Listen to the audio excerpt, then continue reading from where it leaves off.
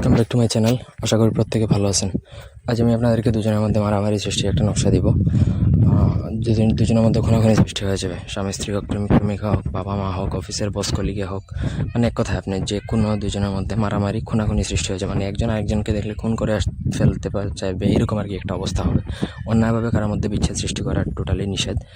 স্বামী স্ত্রীর সম্পর্ক, ভালো সম্পর্ক ভাঙবে না। তবে হ্যাঁ, শত্রু যদি আপনার শত্রুতা করে তাহলে তাদের উপর অবশ্যই করতে পারেন, বা অফিসে যদি বা আপনার কর্মস্থলে যদি কেউ আপনাকে ডিস্টার্ব করে তাদের মধ্যে কেচাল লাগাই দিতে পারেন।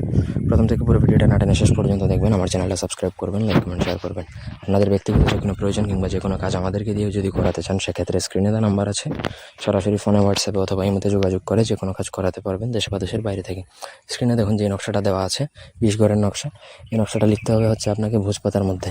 তাবিজ লেখা মানেই কিন্তু ভোজপাতা। ম্যাক্সিমাম তাবিজ ধরেন 100তে 99টা তাবিজই কিন্তু ভোজপাতার মধ্যে লিখতে হয়। তো ভোজপাতার মধ্যে নকশাটা লিখতে হবে। নকশাটা লিখতে হবে হচ্ছে অরিজিনাল, একদম অরিজিনাল কেশর বা কস্তুরি কালি দ্বারা।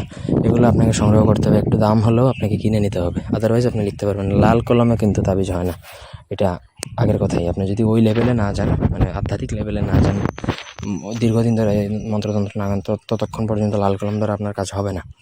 অনেক বড় মাপের লেভেলে গেলেও কিন্তু লাল কলমে সবসময় কাজ করে না, যার জন্য আপনাকে কস্তুরি বা কেশর লাগবে। নিচে অবশ্যই যে দুজনের মধ্যে বিচ্ছেদ সৃষ্টি হবে, ঝগড়া লাগাবেন, দুজনের নাম লিখতে হবে। নামের নিচে, ঠিক দুজনের নামের নিচে দুজনের পিতামাতার নাম লিখতে পারলে আরও বেটার হয়। তো নকশা আপনাকে একটা লিখলে একটাই হবে, কিছু প্রয়োজন নেই। তারপর সেই নকশাটা একটা মাদুলিতে ভরবেন, মাদুলিতে ভরে আপনাকে শ্মশানে দাফন করে দিবেন। শ্মশান, আমি আবারও বলছি, শ্মশানে দাফন করবেন। কবরস্থান বা গুরুস্থানে দাফন করলে হবে না, অরিজিনাল শ্মশানেই দাফন করতে হবে।